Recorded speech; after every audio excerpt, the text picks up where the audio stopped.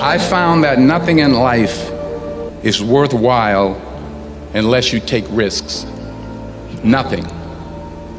Nelson Mandela said, "There is no passion to be found playing small and settling for a life that's less than the one you're capable of living." Now, I'm sure in your experiences in school and applying to college and picking your major and deciding what you want to do with life, I'm sure people have told you to make sure you have something to fall back on. Make sure you got something to fall back on, honey. But I never understood that concept, having something to fall back on. If I'm going to fall, I don't want to fall back on anything except my faith. I want to fall forward. I figure at least this way I'll see what I'm going to hit. Fall forward. This is what I mean. Reggie Jackson struck out 2,600 times in his career, the most in the history of baseball. But you don't hear about the strikeouts. People remember the home runs. Fall forward. Thomas Edison conducted 1,000 failed experiments. Did you know that? I didn't know that. Because the 1,001st was the light bulb. Fall forward. Every failed experiment is one step closer to success. It's good for you to go take your place in the world. Have some ambition. Have a vision. Have a goal. Have a strategy. Try to be a good person. Not because it's your duty precisely, because that's the proper way to live. We're in danger of undermining all of that. And it's not good for people. One of the things that I've really learned, for example, recently is that learned to articulate better, is that there's a very tight relationship between aspiration and responsibility. So let's say, well, the first question might be, do you need to aspire to something? And the answer is, well, yes, because you have to do something. If you just sit there, you'll die. You can't just sit there. You have to go act out in the world. Okay, so act towards what? Well, that's whatever your aspiration is. You have to have an aim. Okay, well, what should the aim be? Well, it should be something worth doing, let's say. Why do something that you don't feel is worth doing? What do you think's worth doing? Well, if you watch other people and you judge when they're doing something worthwhile, you usually judge them positively if you see that they're taking responsibility, at least for themselves. What, do you want to be completely useless so other people have to take care of you? That's pretty pathetic. And maybe you could get your act together so you're taking care of yourself and your family. And maybe you could even do better than that and take care of yourself and your family and your community.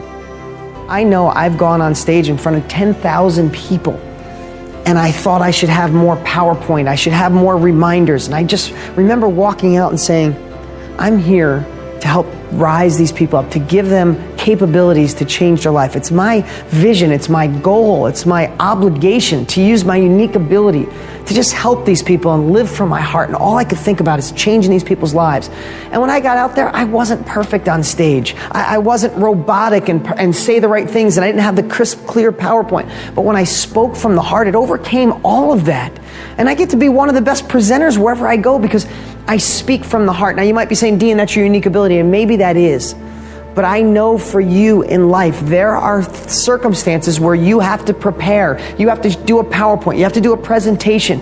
And I want to tell you, passion and from the heart always, always wins over prepared and thinking from the head. Well, let me just ask you something. Right now in the crazy presidential race, the GOP race, you know, Ben Carson is probably the smartest guy when it comes to book smart out of the whole group. And I don't watch the news a lot, but I just read a lot. And somebody said this the other day, and it just hit me. Someone said, man, Ben Carson is probably the smartest guy in that GOP race that's going on, whatever you think of it. And I'm not going to share my opinion. But you know what the guy said when he was done? He's like, but we all know the smartest guy never wins. And I was like, wow. We all know that the smartest guy never wins? And what does that mean? And it's kind of what I'm sharing today. I'm not saying you shouldn't be smart. I'm sure, and so many of you are probably way smarter than I am. But what I want to tell you is enthusiasm and passion and living from your heart, to me, 100% of the time outweighs being over-prepared and robotic and trying to think what to say. I hope I'm getting the right message across today. I've had this question from so many people. How are you so easy to talk on camera, on stage? And I never have a good answer, and I really thought through it, and that's the answer. I am here right now doing this video for you because each week I want to deliver you a nugget that you could just place into your life and make a tiny shift towards a better life. So I don't need a teleprompter. I don't need a script. I come here and just want to deliver, and it's coming from my heart. Now, I have practice. I've been on video for 15 years. I've been doing these for 7, 8 years. And maybe that's not what you do, but you're still going to have these circumstances where you have to talk to your children, talk to your coworkers, talk to your employees, and talk to your employer. And if you get stuck in your head, that's when you get stressed, that's when you get worried, that's when you try to remember what to say, and you leave and go, oh, why did I say that, or why didn't I say more? What if you can go in and say, why am I going in, and live with passion and have it come from your heart? Then that's truly you, and you're giving the answers you're supposed to from the real you, not the facade that sometimes life makes us wear.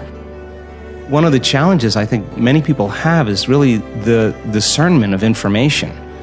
It's really difficult to know what's the truth anymore, just because information is so accessible. And I used to say that in an age of information, ignorance is a choice. And now we have to confront a whole nother level, and that is the information that we're getting. Is it actually supporting us, or is it something that really is an incentive to cause us to make choices? So for me, I think the biggest challenge has been just really an awakening to what kind of information I want to expose myself to. And I think it's now more than ever a challenge for a lot of people in the world. You don't have to be perfect to inspire others. You can inspire people by how you deal with your imperfections, right? Don't feel that you have to have it all, know it all to make an impact. You don't. You just need a soul full of desire and compassion, right? It was Martin Luther King who said, you don't need a college degree to serve. You don't need to know how to fill a sentence to serve. All you need is a heart full of soul, right? And a heart full of compassion. That's all that's needed. That's what we need to focus on. Let's not be limited by feeling we need other resources apart from love and compassion to make an impact, because we don't, right? You actually don't need them. We are going to create a baseline for ourselves that's based on intention. This was around 1989 when I'd read Gary Zukav's book called The Seat of the Soul. And that book was life-changing for me because in it he talked about the power of intention, and that cause and effect, what goes out comes back, is determined by your intention. The energy of your intention is what determines your life. Most people don't think about their intention. They just think about what they want to do. Most people don't think about why they want to do it. But what's going to come back to you, the energy that's going to come back to you, is the real why of why you did it. And so I then said to my producers, we're not going to do any shows that are not intentional. So don't bring me an idea unless you have an intention for the show that you want the outcome to be. And we're going to strive to see if we can live up to our intentions. And so around the late 80s, we started a pre-show to talk about what the intention was, and then a post-show after every single show to say, did we fulfill that intention? And that's about the time I realized this is bigger than me.